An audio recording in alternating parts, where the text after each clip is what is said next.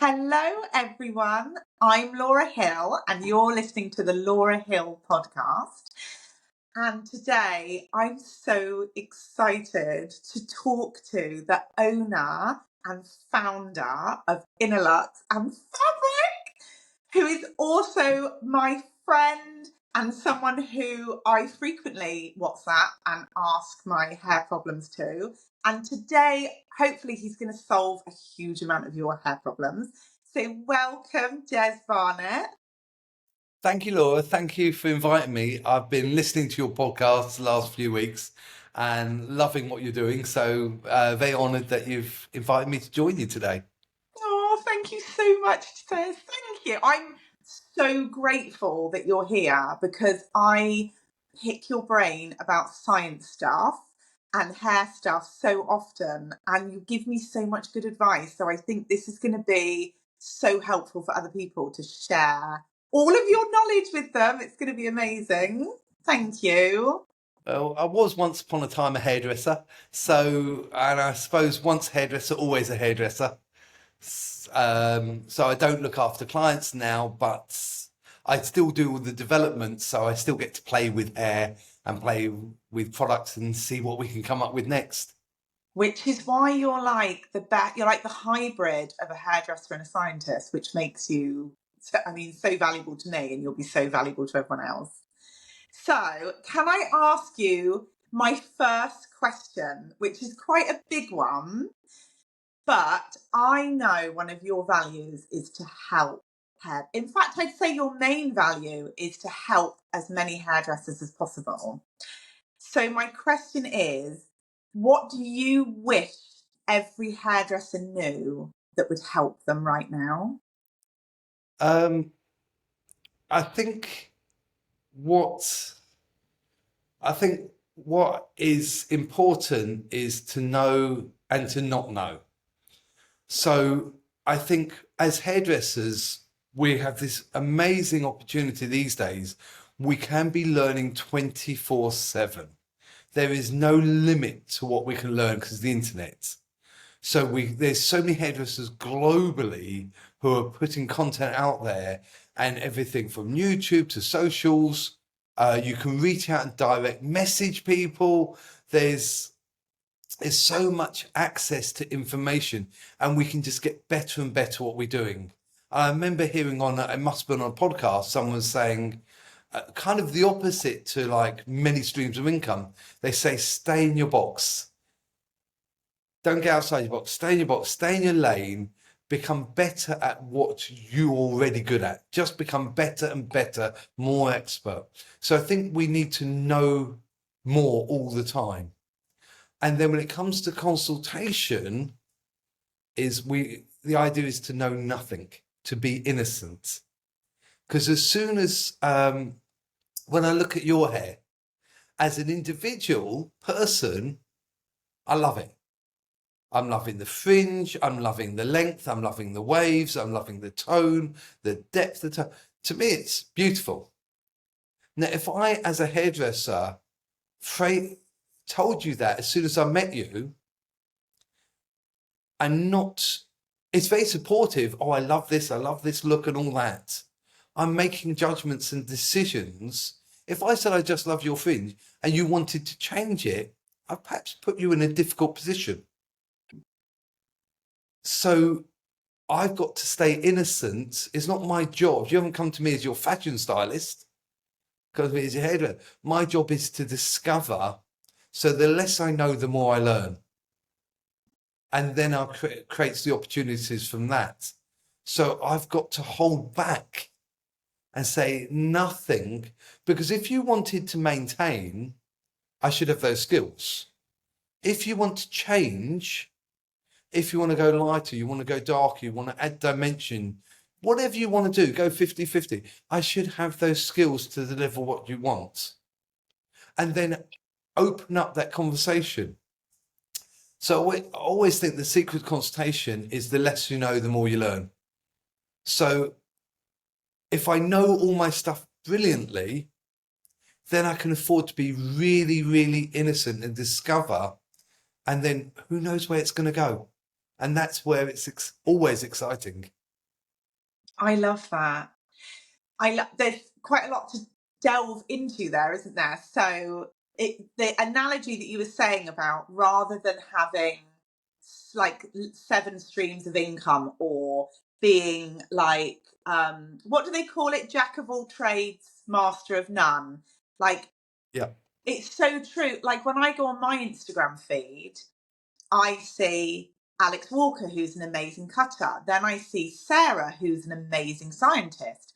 Then I see Norman, who is awesome at vivid colours. Then I see Connor, who's the best at bleaching. Then I see a balayage specialist. Then I see Rachel, who is the copper queen. And it would be really easy for me to go, okay, I want to be a vivid specialist, a bleach specialist, a copper specialist, a balayage specialist, a cutting specialist. I want to know everything about science. But actually, you're right, that's a lot, isn't it? So And I think we have, as if I was still a salon owner, I'd want all those things within my building. Because if I'm, let's say, a balayage specialist and my client brings in their mum who really needs a curly girl haircut, I don't need to be a leader in every aspect. I think I need to be able to cope in most aspects, and I'd want to be able to learn all these things, but I want to lead in my niche, and then one of my team can lead in their niche. And I think it's, as a salon owner, if I've got all these specialists around me, we all grow together.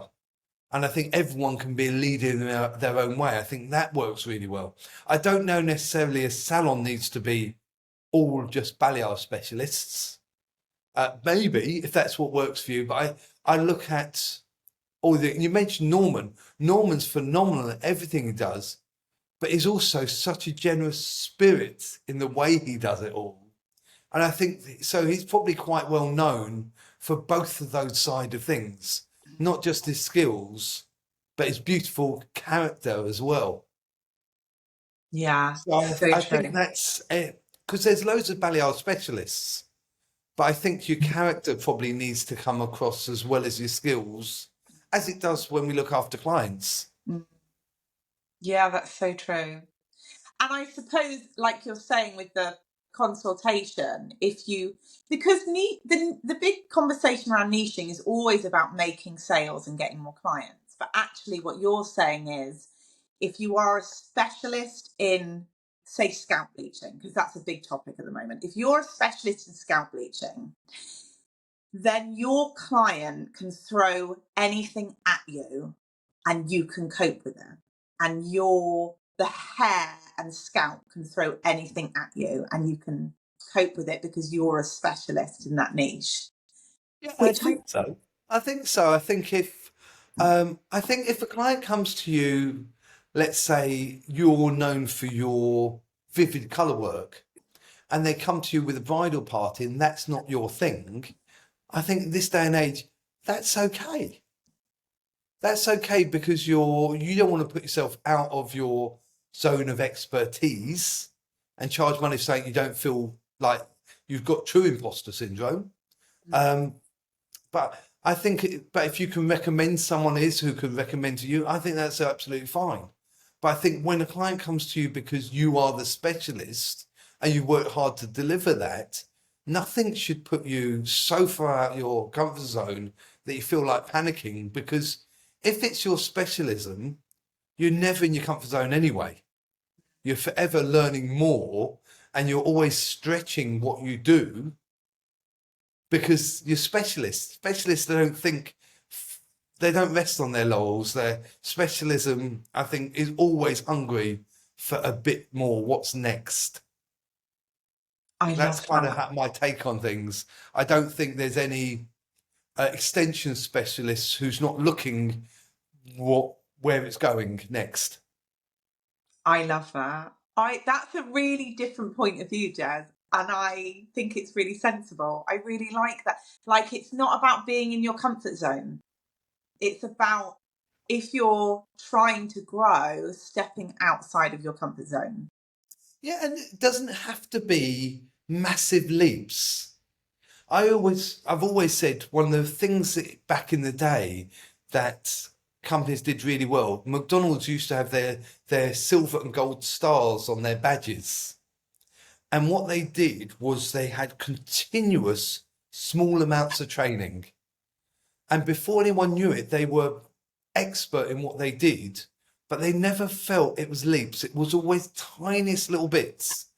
And I remember back in the day, the McDonald's had this university, of management university, and the banks used to send their people to McDonald's management university because their way of training people was so good. And it's about those constant, never-ending small improvements that are believable and get people there. But I think otherwise people are going to lose the buzz, and clients are spending good money. So I think the progressive hairdresser worries less about the prices, I believe, because they're always pushing forwards. And their clients, and they're the ones who I feel, even when it's more challenging, recessionary, COVID times and all that, they're growing their business the whole time. They're non-stop doing things to grow their business so that they don't rest on their laurels. They're not resting on the fact someone's come to them for 20 years, because they've always got a little bit of fear. If I don't get it right today, I don't necessarily get 21. So Yes. I always think you have to earn your right for the client to come back every visit. It's a pressure, but it's a healthy pressure.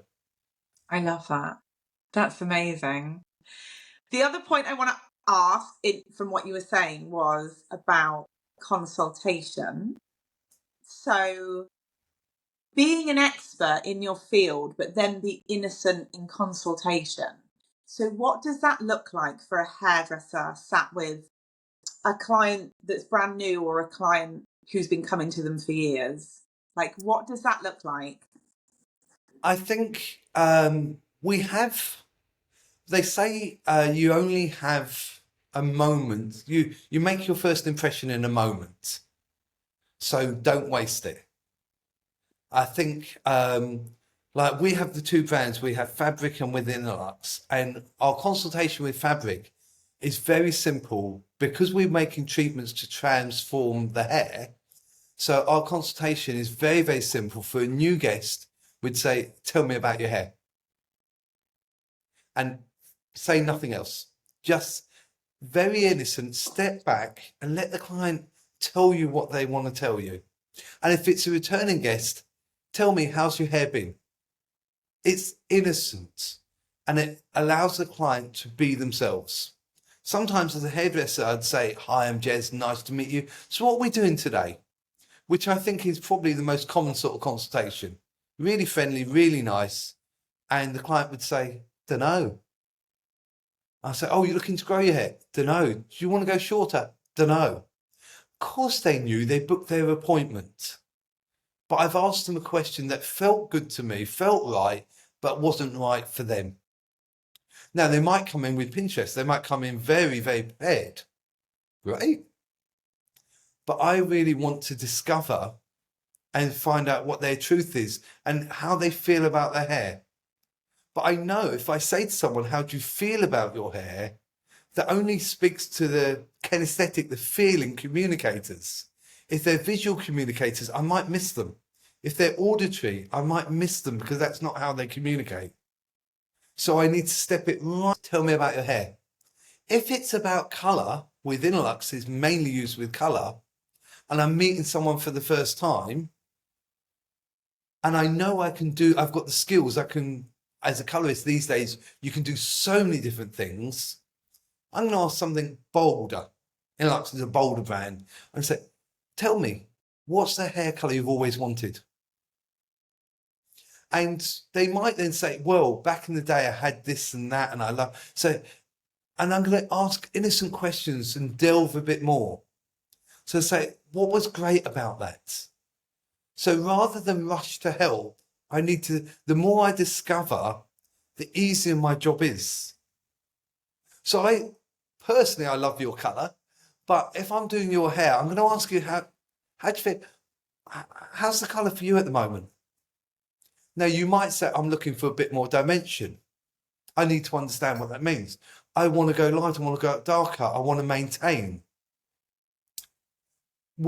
And you might love it, and I'm going to be saying, I might do your hair, you might absolutely love it. Before you're going, I'm talking about next time. I'm like, so next time, if you're loving it, we've made the record that we can do it again. We can repeat based on where we are. Not necessarily repeat, because it depends on how you've looked after it, how it's faded, but I know my target. I've got all that recorded. Maybe it's have a think up between now and when I see you next, where we could go next.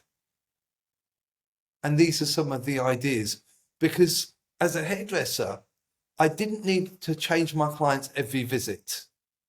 I needed them to know that I was ready if they ever wanted to change. So you might have had the same colour for 10 years and absolutely love it. Great. If I assume if you want to change, you're not staying with me. If you want to maintain, I'm there for you. If you want to change it in any way, I'm there for you and I'm ready. Why would you go to someone else? So I'm always looking at where, if the client wants change and won't maintain, they need to know I'm the person for them. And my skills have got to back that up, of course. But when I had my salon, I always said the fact that most hairdressers got amazing friendships and relationships with most clients is the bonus. Clients have enough friends. Probably 99% of clients have enough friends. They have the fantastic value in their relationship with the hairdresser, but they're paying money not for the friendship. They're paying money for the skills, for the listening, for the understanding, for the deliverable of that service. So when I had my team, I'm like, consultation, focus on what the client's here for. And then when you've got that, then you can talk about how's their new puppy or whatever. But put the clients are coming in, spending money for a service, put that first and foremost. So I think I went off on a tangent there. No, I was hanging on your every word. For anybody who is struggling with meeting their clients' expectations at the moment, rewind this 5 minutes and re-listen to that question, because that and I work with Fabriq and INNOluxe, but that was a truth bomb for me. So there's a few, just to recap, there's a few questions. So first of all, the first consult question is, if they're new, tell me about your hair. If they're returning, how has your hair been? And then the instruction, the instruction tell me, because in actual fact, most people are happiest when they know where they stand. Just human nature.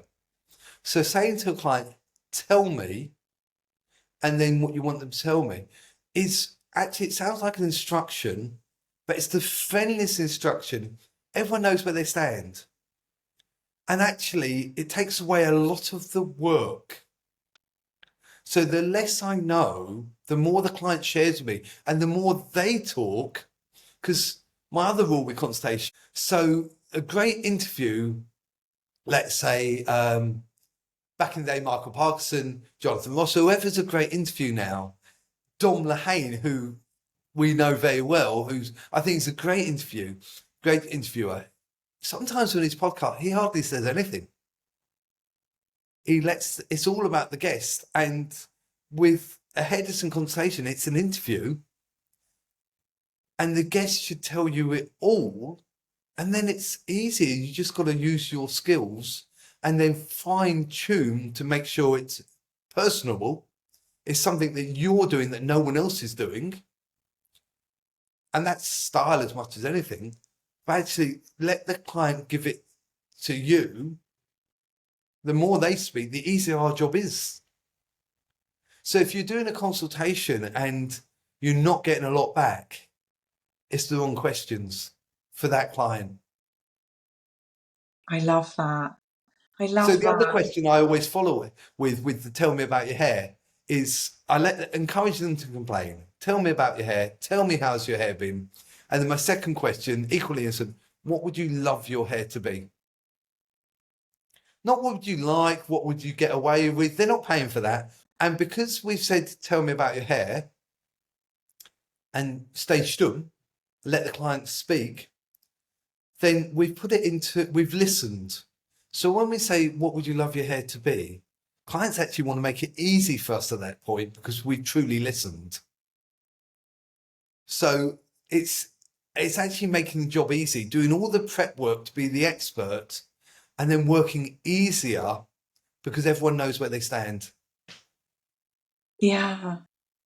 And that's similar to the INNOluxe question, isn't it? So for fabric, which is about transforming the texture, the manageability of people's Yeah. hair, is tell me about what would you like your hair to be? And then INNOluxe is tell me about your dream colour, which I love. I love that question.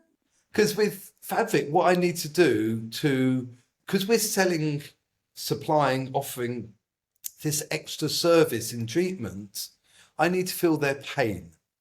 The more I feel their pain, the more I'm in a better position to help them with it. And I always think the best consultation is the doctor. Because you go to doctor, let's say you've got pain in your shoulder. He'll say, first of all, say, how can I help? Totally innocent. I've got this pain in the shoulder. Okay. And then they ask specific questions. How long have you had that? What impact is that having in life? They need to really understand the problem brilliantly to be able to know what to recommend, whether it's investigation or medication, physio. And I did hear, I was doing this consultation training one day and talking with a paramedic. And she said, we actually have one thing we need to discover at the start. Stay and play or go like the wind. And I thought, that's brilliant. They've got one thing to know, whether they're fixing it there or it's emergency to get to hospital. And I thought, wow, that's so powerful because they need to know where they stand. They need to know they've got this fork in the road. They need to know. So, but when they come with colour, it's not about understanding the pain, it's understanding the dream, the vision.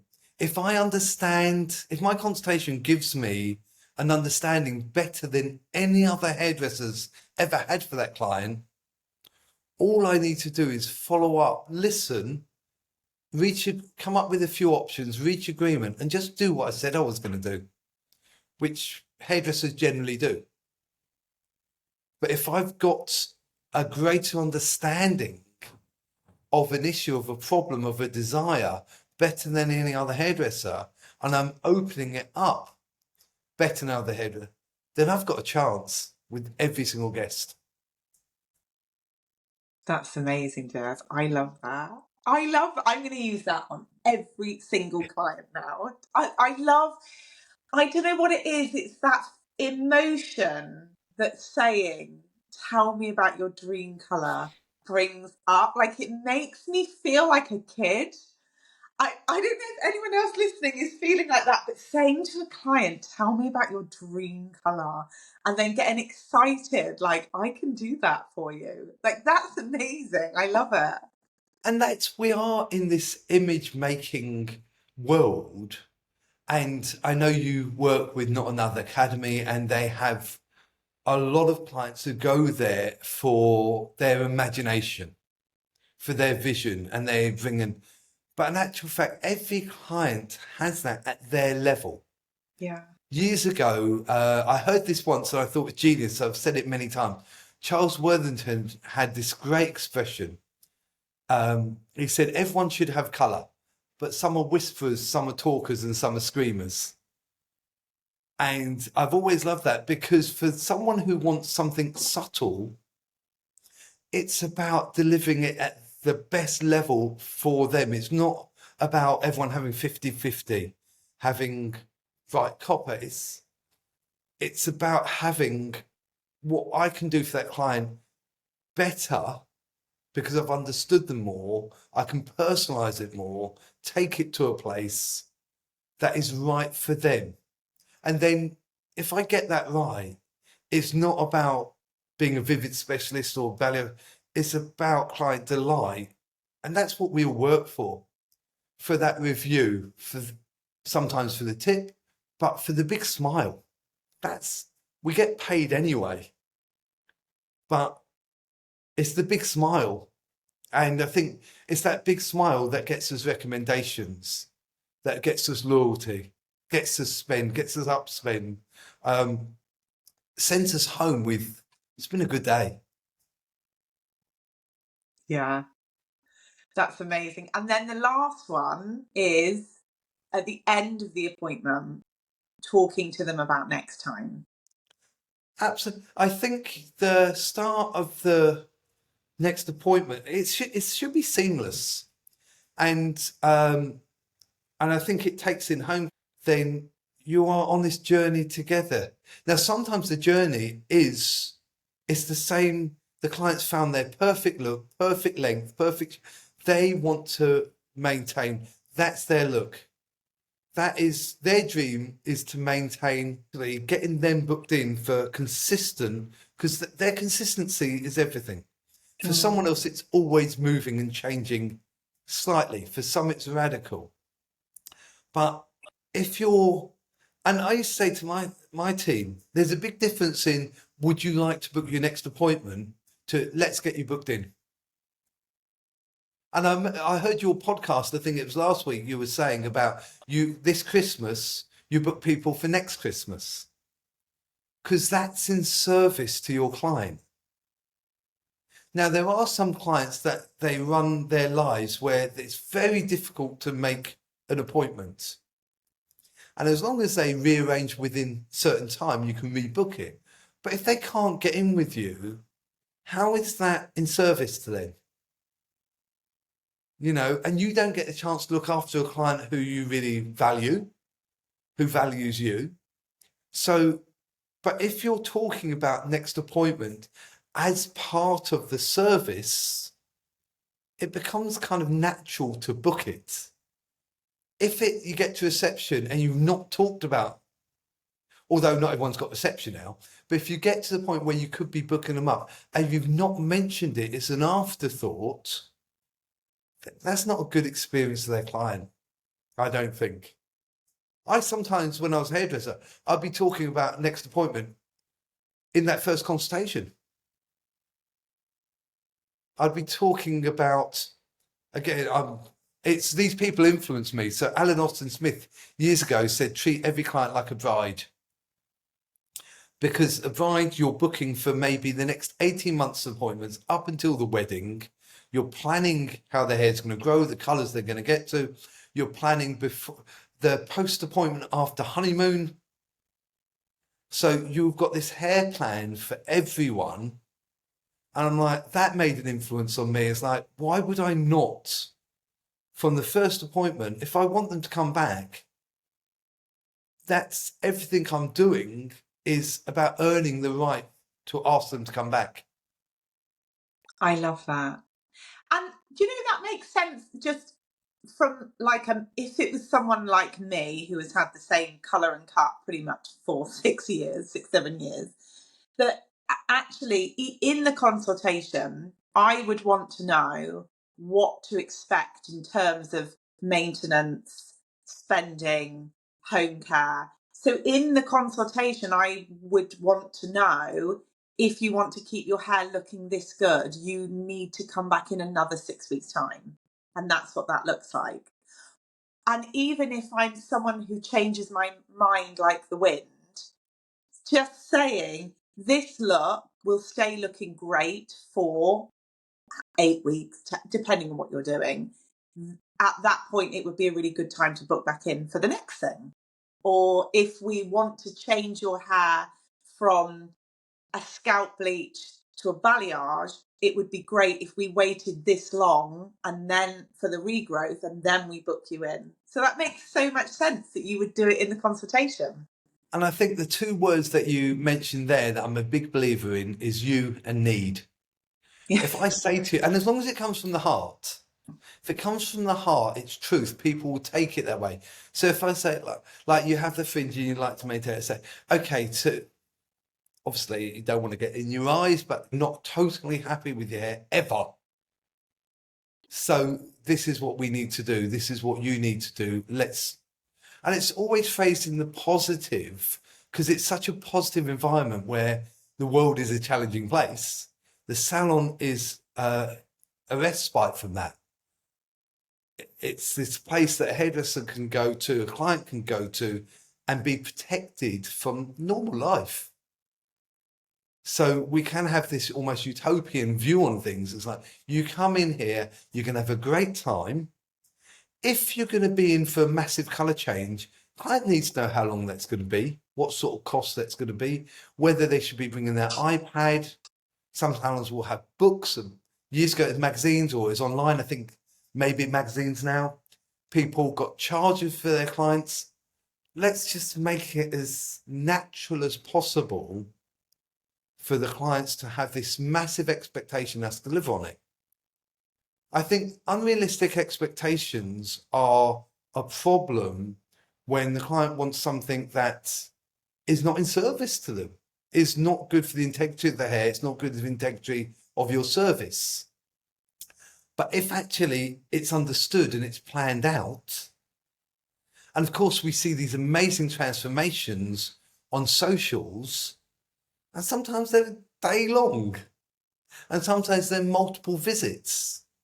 And this is a lot of honesty on socials. It's showing it now. But I think as long as people know where they stand, it's honest. If a client comes in, they says, I've got like £40, I want to go from shop black to blonde, and I've got an hour and a half. We're just going to say, look, that's not going to happen. Let's talk about what we can do. It's the in-between where the hairdresser perhaps is stretching to do something that's not quite, they don't believe in. That's awkward. Be honest. Clients would prefer it. Yeah. You know, and just say, they say the answer is always yes. So with an if.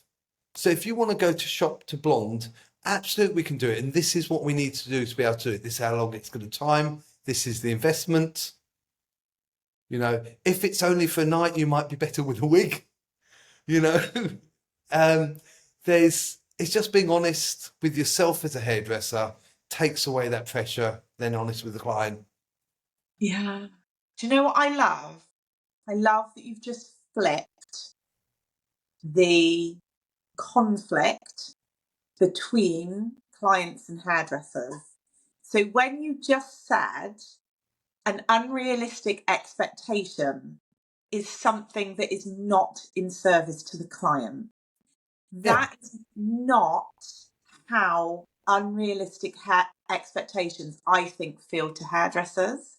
I think it feels like the client is on one side and the client wants something, and we are on the other side and we know we can't give it to them. And it feels like an enormous gulf that is so hard to get across. The client says, I want this, and I know the hair won't do it.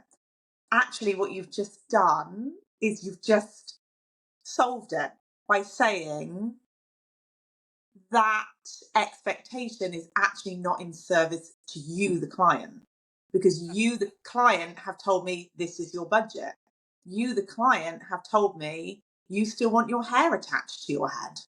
You, as a client, have told me you only want to come back twice a year. Like, that's blown my mind. I love that. And I think it's what you've just said, though, is having all those understandings and also just taking the time. I mean, where someone comes in for quite a big radical change, a consultation about radical change, you need to have the time that they need you to have. One of the beauties of these innocent consultations, they're faster.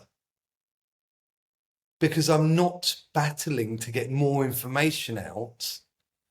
The clients are giving me plenty. So these days you've got Pinterest and you've got all these access to come in with images that something you like. If someone said, "Oh, I've recommended to you because you're this great colorist, this specialist. I love your work."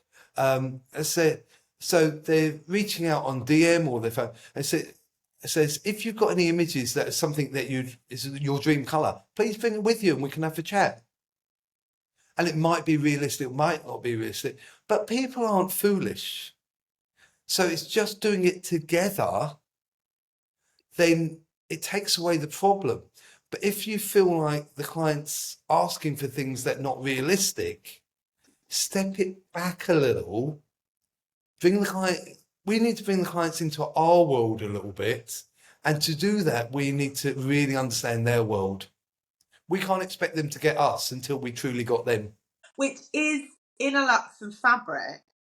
So I think maybe because we've just come off the back of unrealistic expectations, we should talk about INNOluxe and what it does and how helpful it is for people who are trying to reach things that are the highest heights of, on the limits of what we're trying to achieve with hair.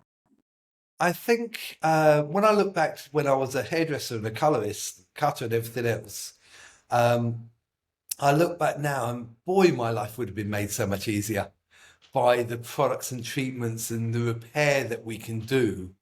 And a lot of products I worked with as a hairdresser there was a benefit, but a consequence. So you went one way, then you had to do anything. And back in the day, like we had to do a lot of treatments because people were having perms and colors. And to be able to do that, you had to work with a lot of treatments. So you had to have good home care, you had to have lots of treatments, but there was still so many limits to what you could do. And so many times you had to say no and explain to people. So I guess back in the day when clients' hair wasn't healthy enough, they wanted a perm, and we'd turn around and say, I'm sorry, we're not here to ruin hair. That's not what we're about. You've come to us because of what we can do. And I'm going to be honest with you. And some of those clients will go elsewhere, have a perm, then come back to us to have it repaired. And some of us would say, okay, what do I need to do for it to turn that into a yes? And that was a learn as well. It's not necessarily no, it's a not today, but what we can do is.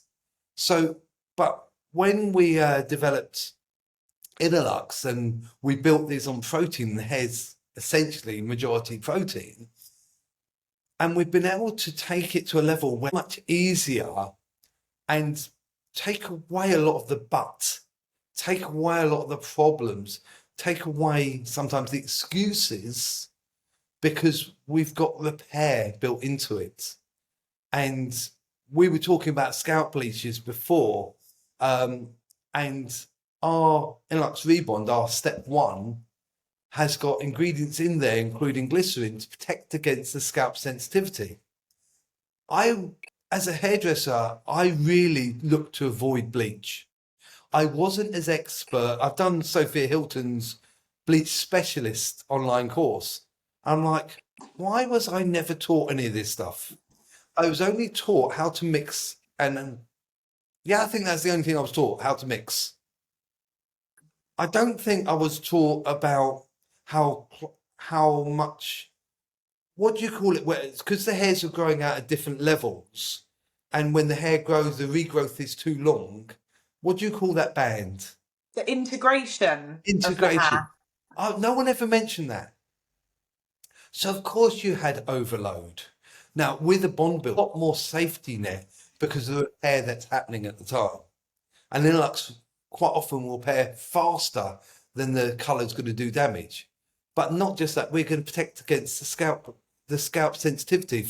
So maybe I wouldn't have been as scared of bleach as a hairdresser. I trained people who were far better with bleach than I was. They didn't have that fear. They used it a lot. But the bleach, I feel, the bleach revolution has come about since bond builders. Before that, and obviously the sort of Jack Howard balayage, I was scared of bleach. I avoided it. I used to dust bleach into my high lift tin The hairdresser showed me that once, and I thought, well, that's good.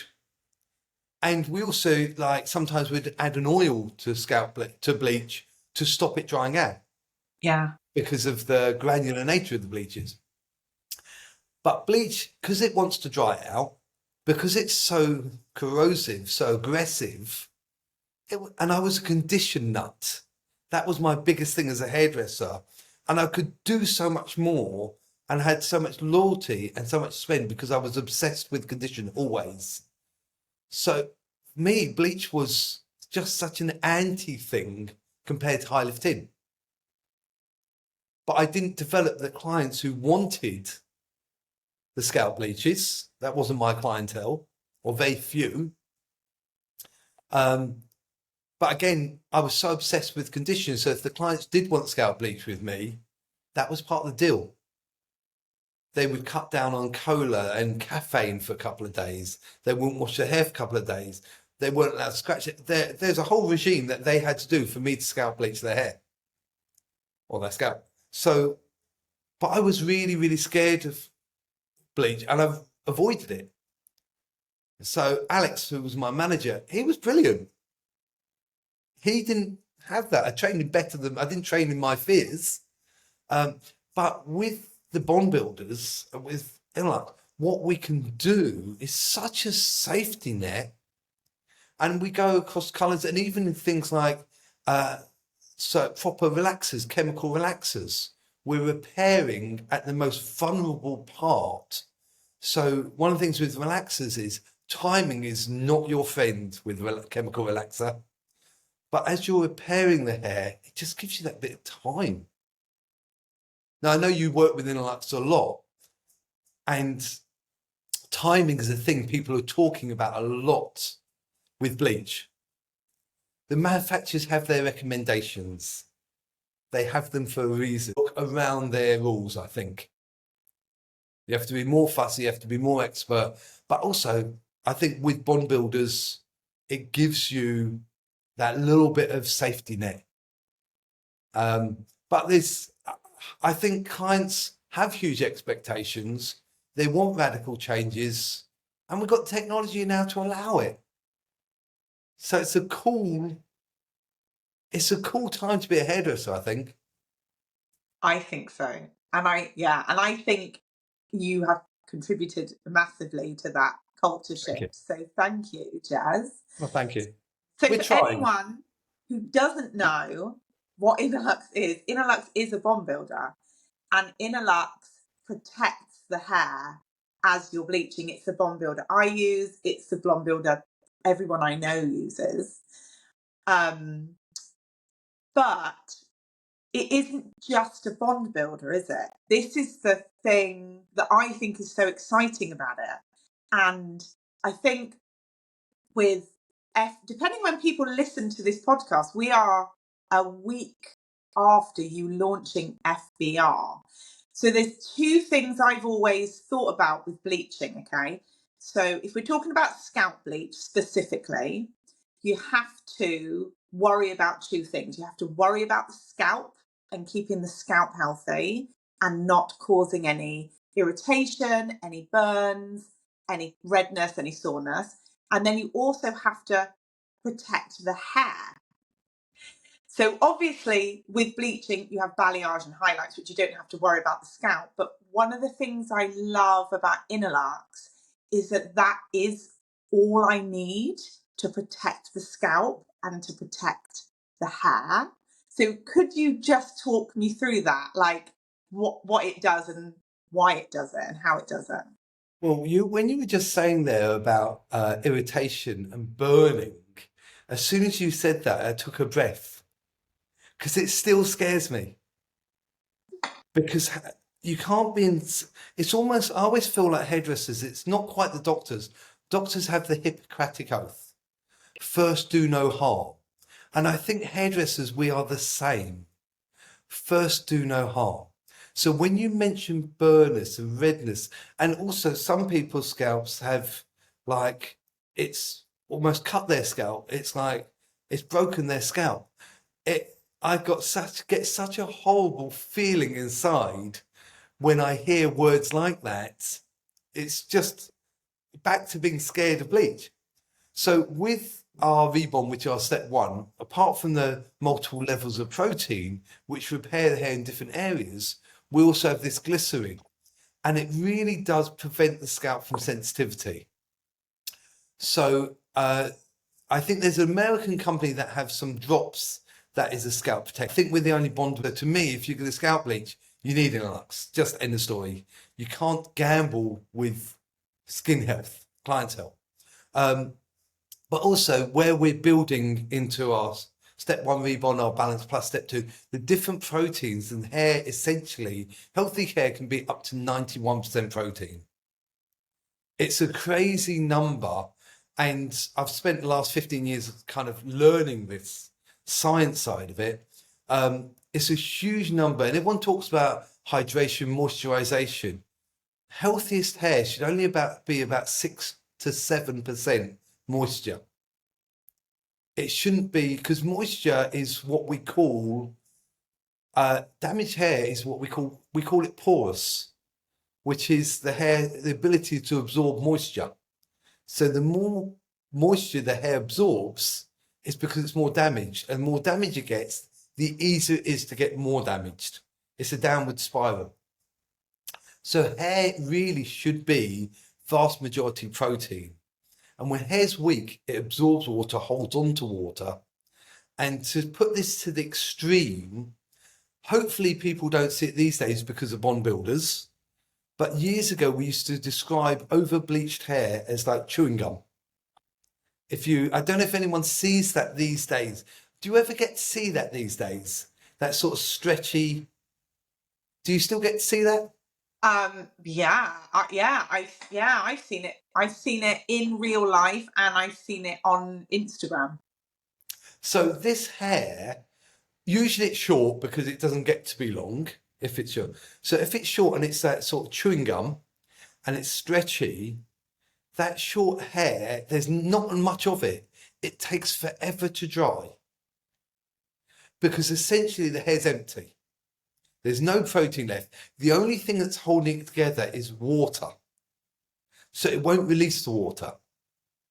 When you rebuild the hair with protein, you're filling those spaces so the water's got nowhere to stay and sit. So it will then, and if the cuticle's strong and solid, it doesn't want to allow water in anyway.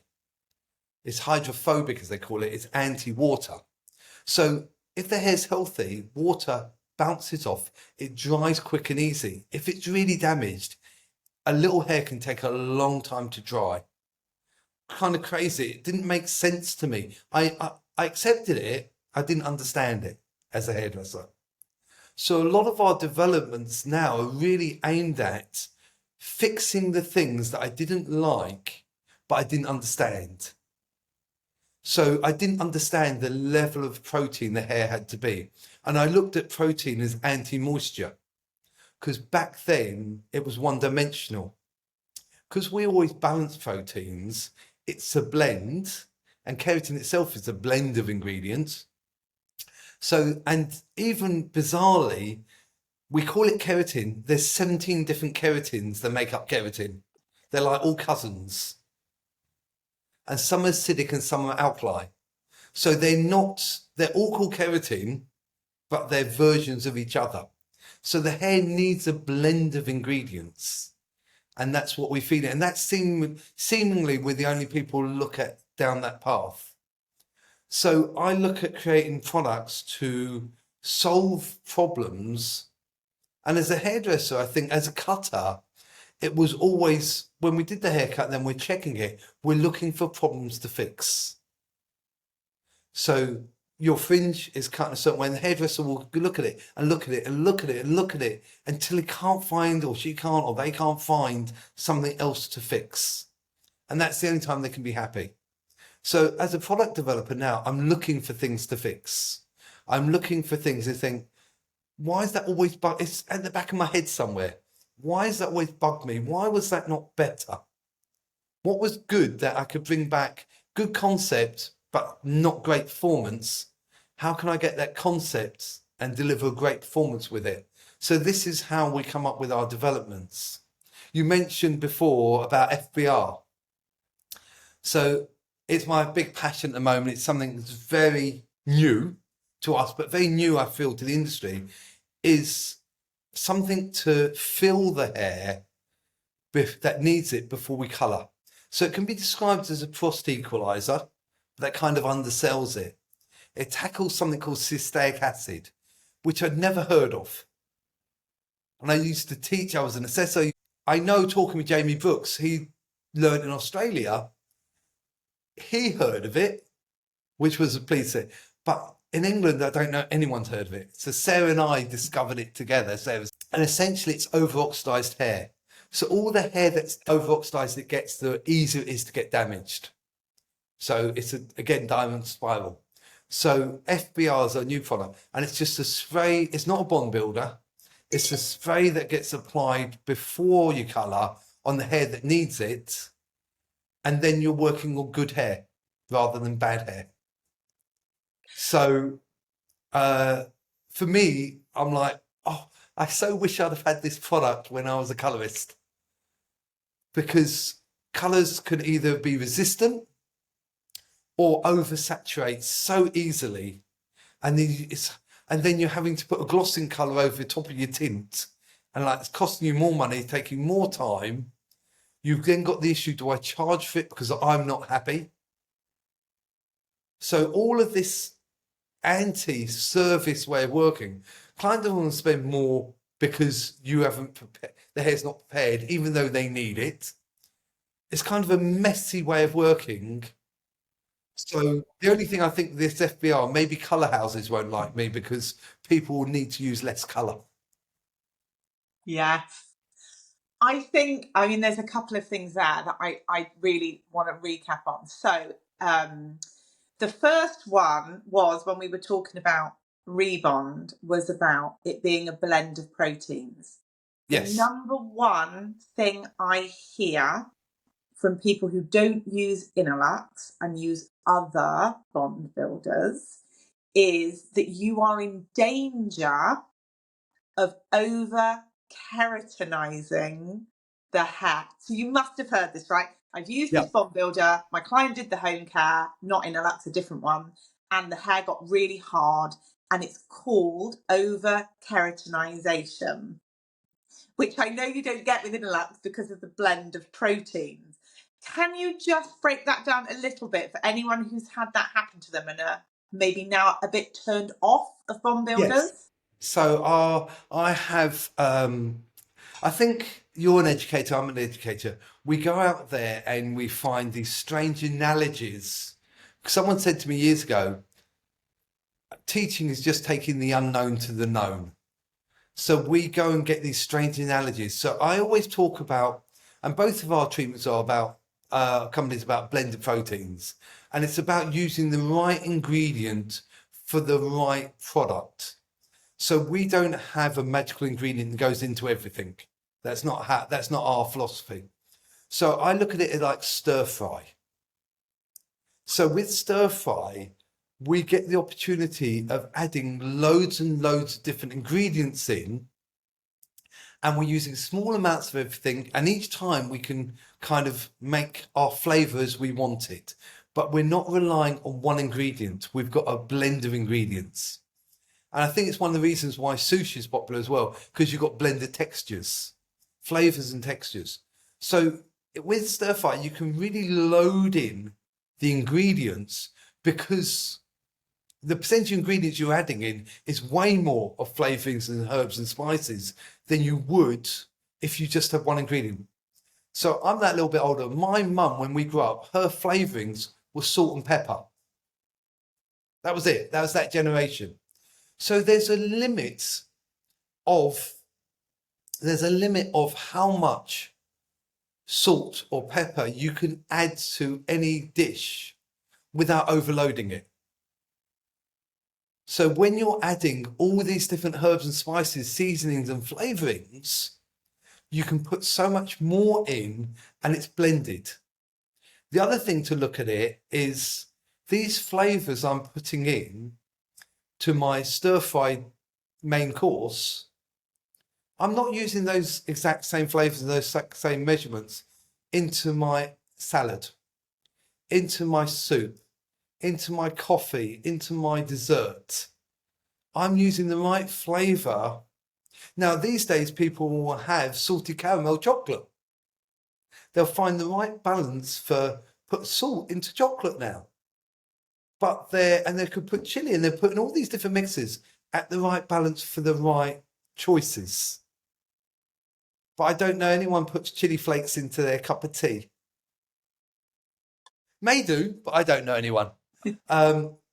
So the reason people could over-proteinize or over-keratinize, as they would call it, is because they've got one ingredient and they're just losing balance. The reason our step 2 product is called Balance Plus, because it's about creating the right balance and giving it more. So that's why we called it Balance Plus. So yeah, it's a big passion of mine, is the responsibility of how we're bringing in. So when we bought it, INNOluxe, we're on V3. So we launched 2015, 2018 we improved it, 2021 we improved it again on V3. I'm working on V4 at the moment. Not got a launch date yet, but I'm working on it. But what we look always is we bring in extra proteins that work differently to what we already have. So we don't add more of the same. We look at how much flavor we can give it in a responsible way. And then we say, actually, if we're adding in more of that, is that got a similarity with this one? Do we need to lower that? What will benefit them? How do these compounds work together? And in V3, we actually added in a compound that had slower developing proteins. So it's a real 3-dimensional approach, not just the different areas it's going to penetrate, the different speeds the proteins can connect with the hair. So it gave it a more 3-dimensional way of repairing hair. And in V4, we're looking at more of that same sort of concept. How can we add more so it fixes the hair in different complementary ways? That's amazing. That's like what you were saying earlier about the hair cutter just constantly looking for things to improve. And that's what you're doing, isn't it, with INNOluxe? Yeah. Yeah, and that's how FBR came out. I was actually thinking, like, I can't remember the moment that inspired FBR. I can't remember, but it came from the learning of the problem, the understanding the problem. And I used to work with this granular colour called Inspire by Weller. And it's an amazing colour, but it really struggled with porous hair because it was granular. And it's an amazing colour. It struggled with porous hair. It was such hard work that most hair, in fact, it failed as a brand because it was too hard. But if we could have made the hair, and my clients would have treatments beforehand, but there's a limit what we could do. If I've had an FBR, my job would have been so much easier.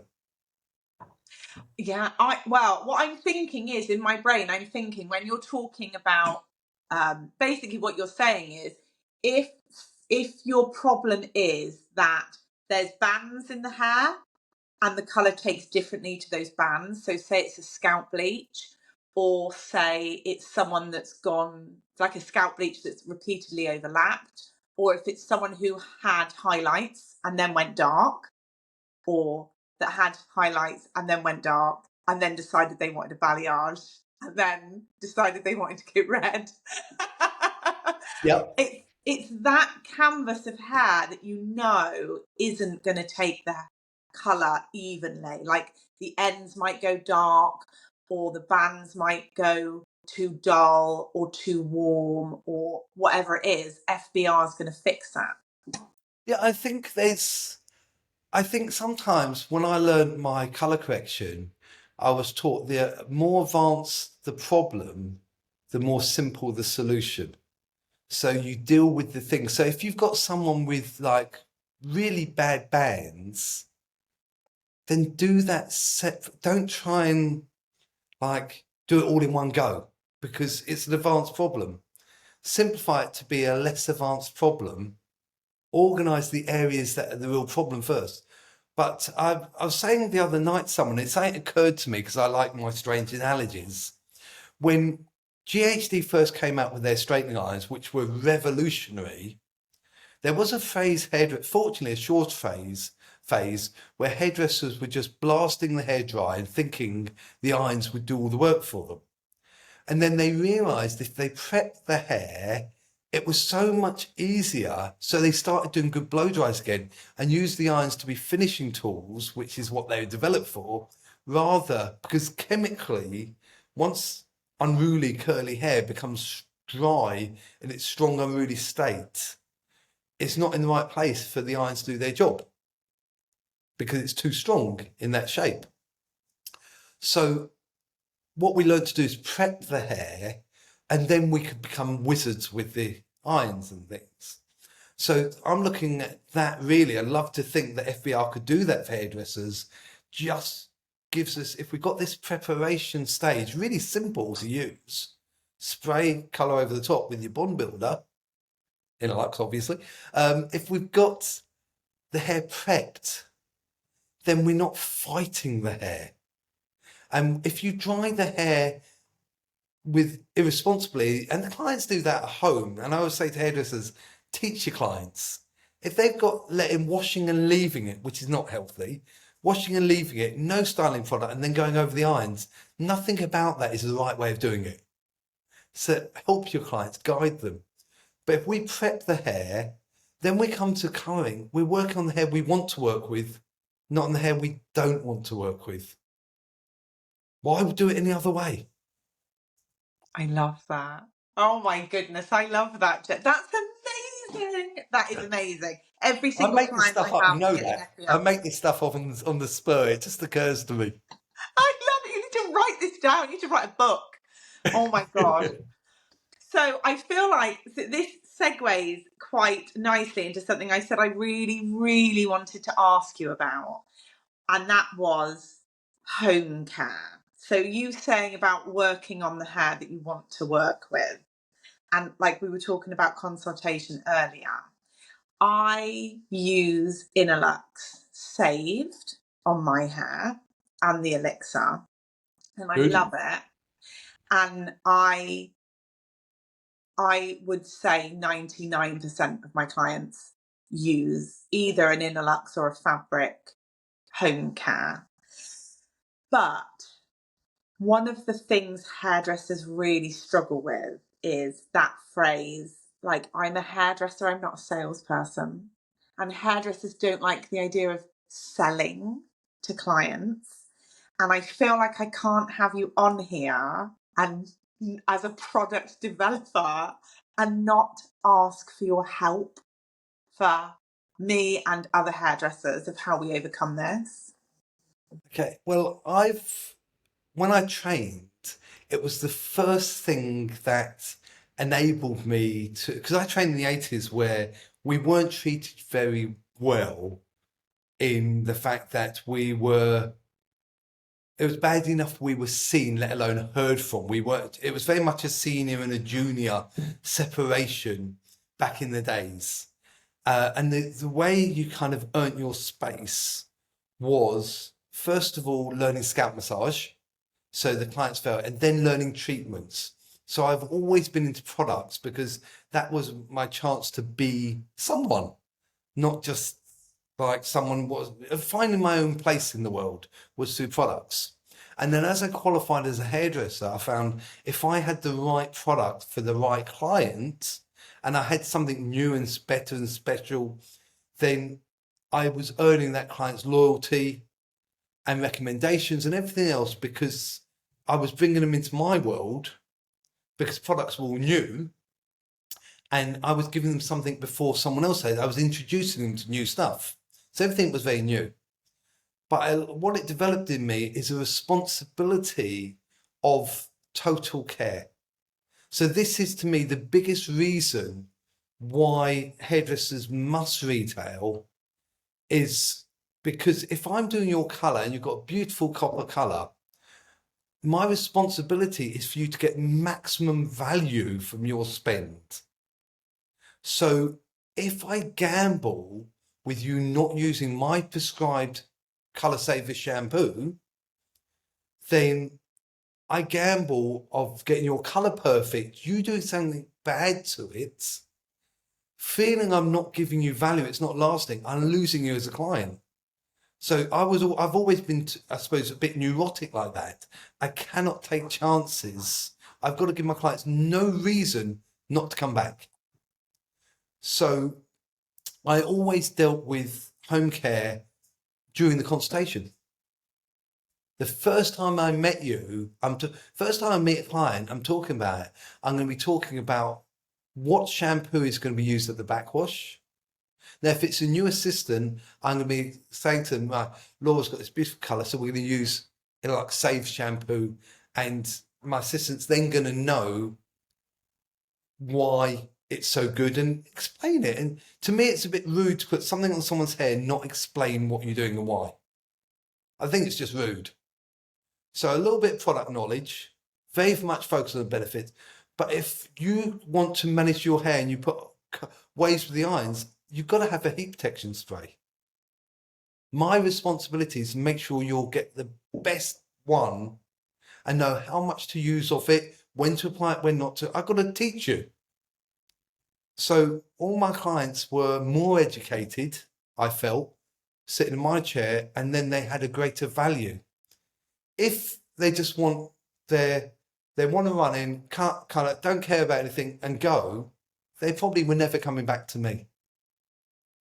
My clients were more bothered. So I would always do that. And if I got my clients really bothered, why would they buy from anyone else? Because no one's going to care about it as much as me. Yeah. So it's not about, in fact, when I had my salon, everyone earned commission from the sales but me. I looked at it, it helped pay for light bulbs. I never earned a penny from my retail. That wasn't the reason I was selling. I was selling so my clients got the maximum value from their services. It's a responsibility. So it's total service. So if I have a product that makes your life easier and better, am I not obliged? It was my mission. Anything I think in life, or particularly in our job, if it is your mission, how can you not do it? Yeah.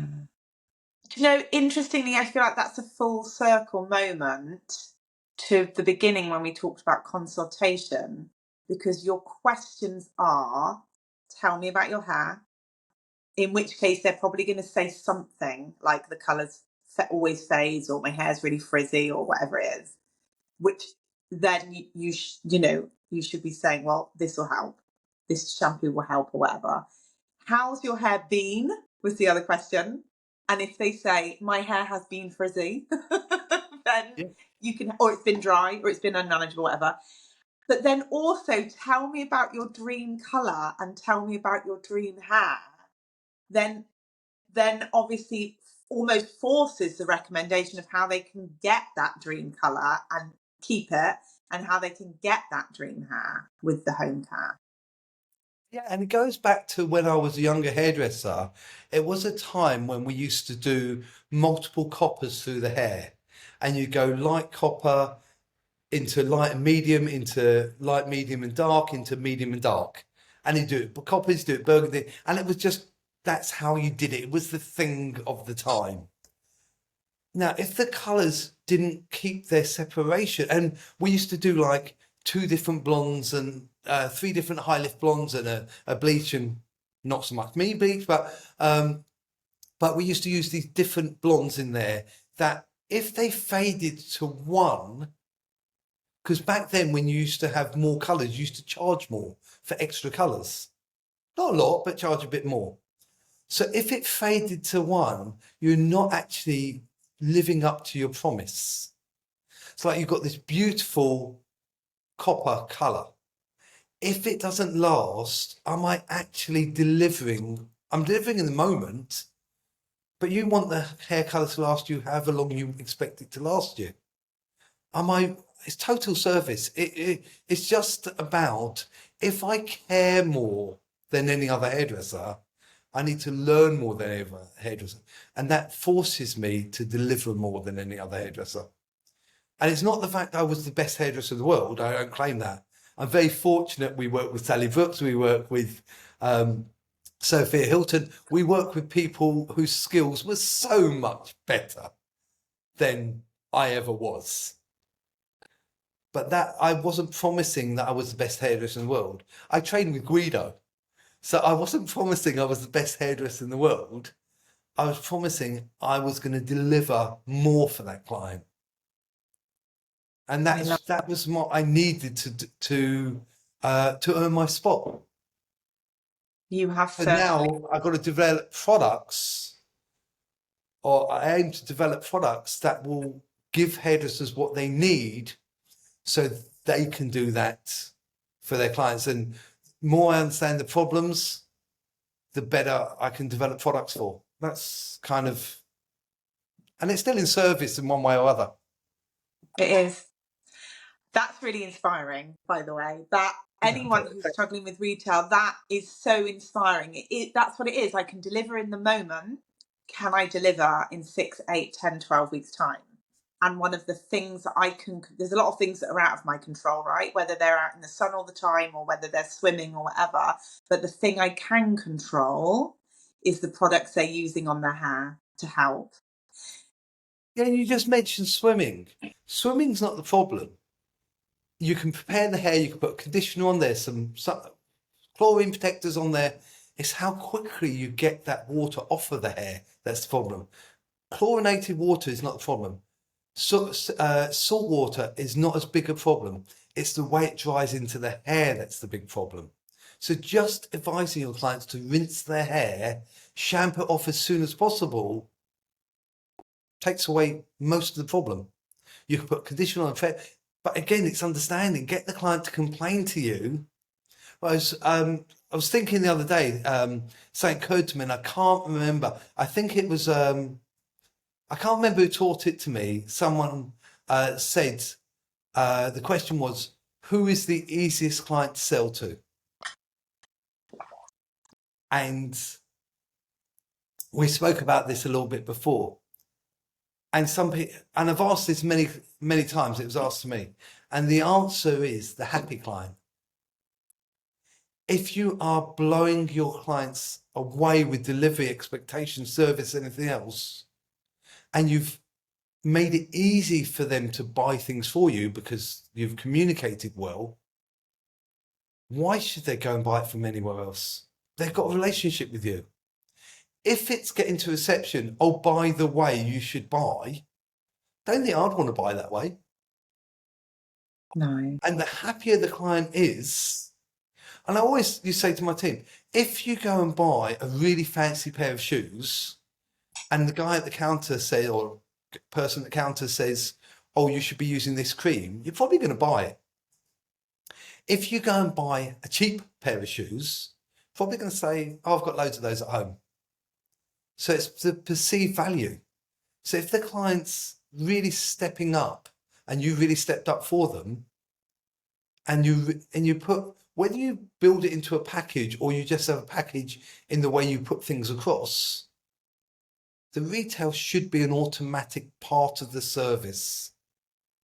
I don't accept, and if you're selling a brand that is cheaper online, because that's not our thing, then I don't know that fits into the way, I don't think that fits in anymore. I used to use our retail to build our loyalty, not to challenge it. So that is a really good point, which I really, really want to double down on. So if I say to you, Jazz, it's all very well, you're telling me to retail, but my clients take a picture of that shampoo and then they go and buy it cheaper on Amazon. What is the solution? Well, many years ago, we were buying a product line and they changed their importer. And I just didn't like the attitude of the new importers. I was speaking to our Weller key account manager, we're a Weller salon, and he says, look, you don't need to be buying those. I want you to give up some time to this technician educator, Joanne, and she's going to come in and talk to you about Sebastian.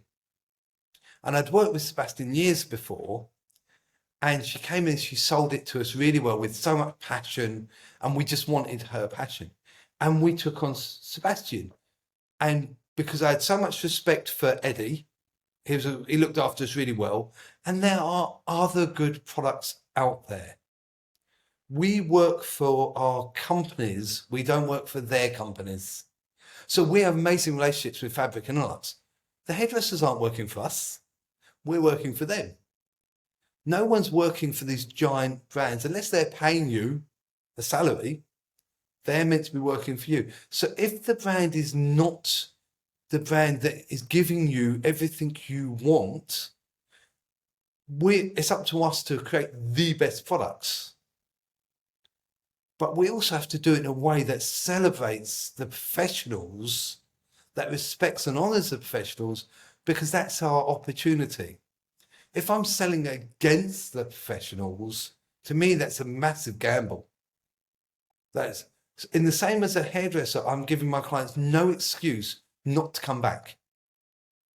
As a product manufacturer, I've got to look exactly the same. I can't give anyone a reason not to buy us. That'd be suicidal. So if your supplier isn't really honoring your professional relationship, working with you to work with your clients, and the sales aren't going through you, and it's being discounted online, that makes no sense to me. That's not a future. If that was on Dragon's Den, they'd say that that's not a future business. How can I invest in that? You're giving away your exclusivity. So to me, it makes no sense. So work with companies that are going to really appreciate you, the professional, support you with the education.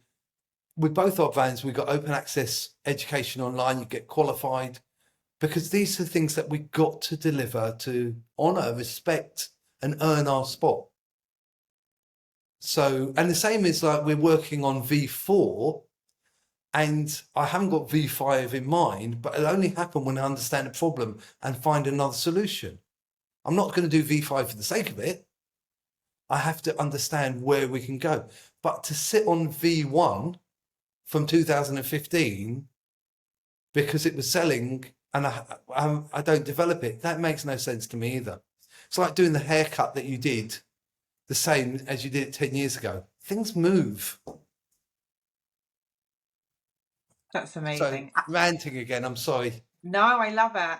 And I love that the value of INNOluxe is that you're not going to undercut people, that maybe the brand you're using at the moment, the client can take a picture of it and get it on Amazon, but that will never happen with INNOluxe or Fabriq. Well, for many years, our ambassador was Trevor Sorby, my personal hair icon. And we work with Sally Brooks, who's phenomenal. We work with Sophia Hilton, all these hairdressers. So I can't do anything disrespectful for they're working, they can work with anyone. They choose to work with us. So I can never do anything to disrespect that. Otherwise, it's not true to who we are.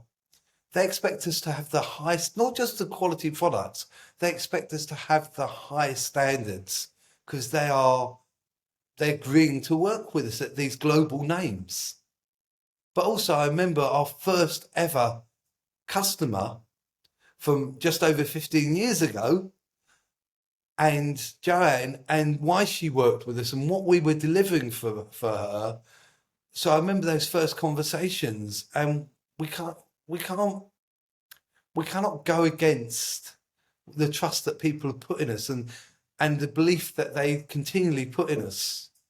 Otherwise we wouldn't deserve it. It's a gamble that I would not take. Oh, Jazz, that's given me goosebumps. That's given me goosebumps. Thank you so much for this. I hope this podcast, out of all the ones I've done so far, I hope this one goes viral, because I hope people learn about your values and listen to all this advice, because everything you've said in this podcast could be such a game changer for so many hairdressers. And I think, like you said about, looking at problems and trying to fix them. I feel like you've spent the last hour and 20 minutes fixing so many hairdressers' problems.